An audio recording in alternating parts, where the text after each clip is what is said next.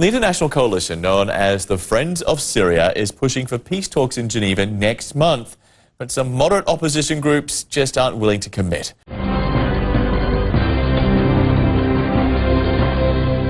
Diplomats from the United States and Russia have been trying for months to organize peace talks. Their latest plan is to hold a conference next month in Geneva. Representatives of 11 Western and Arab countries met in London to try to move the process forward. They agreed opposition leaders need to be united if they hope to put an end to the civil war. But some of those leaders refused to sit down with representatives of Syrian President Bashar al-Assad.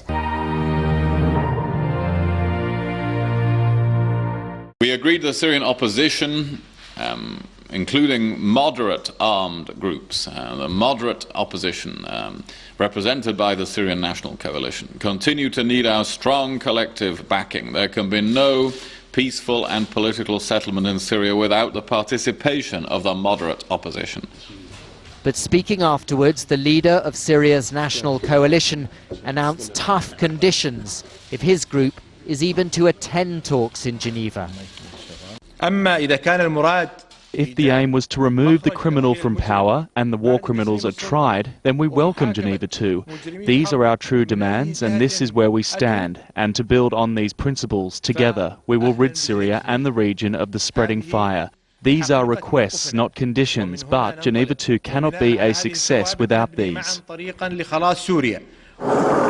But the Americans believe there is no alternative to diplomacy, that nobody can win this war.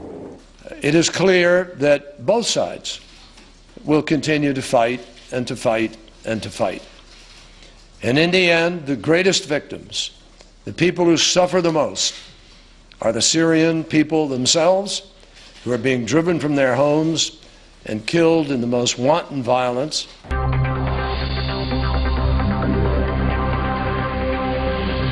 What is now a conflict with many sides grinds on. No one can land a knockout blow. President Assad knows this and is confident enough to question the legitimacy of any opposition group going to Geneva. How can this power be representative of the people in lives abroad? It doesn't dare come to Syria when it claims to control 70% of Syrian territories. Many questions about this conference are still on the table. Around this table, another question, unanswered. What happens if the opposition doesn't go to Geneva?